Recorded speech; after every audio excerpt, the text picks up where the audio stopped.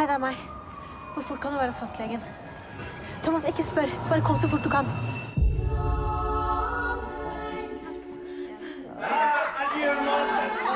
Alle klar?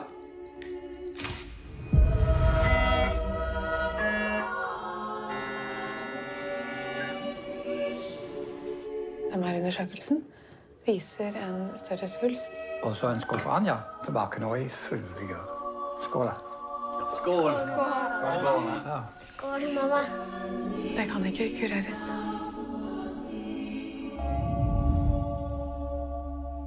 Så hvor lang tid har jeg igjen? 3 måneder. Kan man gifta sig innan operation? Vad ska vi säga till barnen? Ingenting.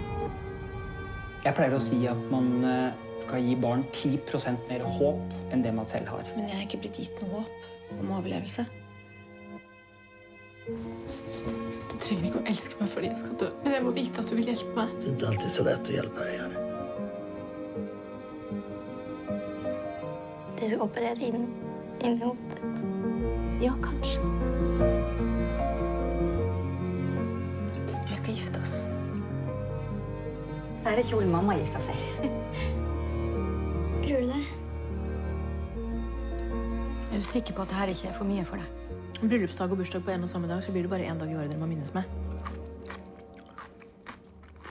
Så får dere fyrverkeri, da. Og kjøpe.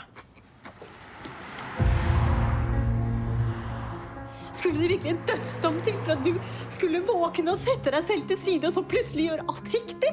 Du vill inte. Likevel, gjennom 30 år som lungelege har jeg opplevd at pasienter med hjernemetastaser har overlevd. Hvor mange er de? De kan nok telles på en hånd. Får vårt gemensamma liv att framstå som ett evigt långt slit. Vi har jo ikke levd samme liv. Men livet är inte perfekt.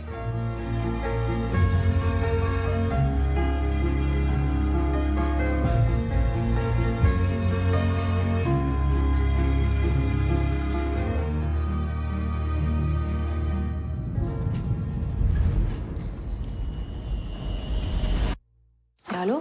Tennene er ikke så viktig, egentlig. Jeg har fått kreft. Jeg har ikke så lenge igjen å leve. Jeg kan egentlig bare stryke meg fra lista.